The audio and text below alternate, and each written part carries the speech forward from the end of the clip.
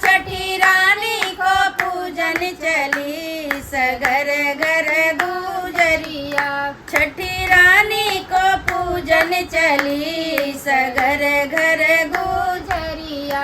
केहू सखिली है पूजा की थाली, केहू सखिली है पूजा की थाली। केहू ली लटकाए भरल जल गागरिया।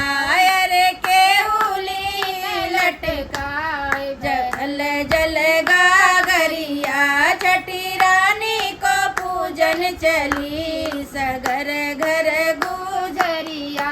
छठी रानी को पूजन चली सगर घर गुजरिया। केहू चढ़ावे रोट सुहारी, केहू चढ़ावे रोट सुहारी। अरे केहू रही पैरा सुनर रंग चुनरिया।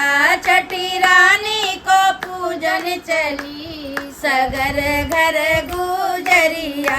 छठी रानी को पूजन चली सुघर घर गुजरिया। केहू सखी लालन छठिया में, केहू सखी लालन छठिया में। केहू रही नहलाए नवेली बहुरिया। रे केहू रही नहलाए नवेली बहुरिया।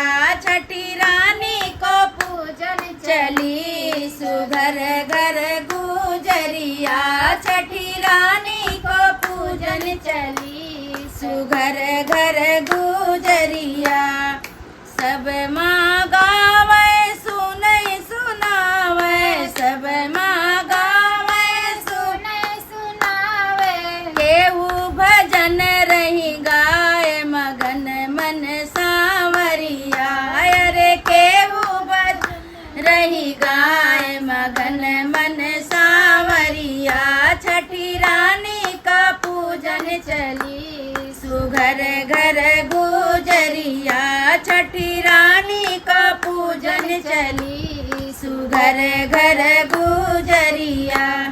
चैनल को सब्सक्राइब करें और बेल आइकन को प्रेस करना ना भूलें। धन्यवाद।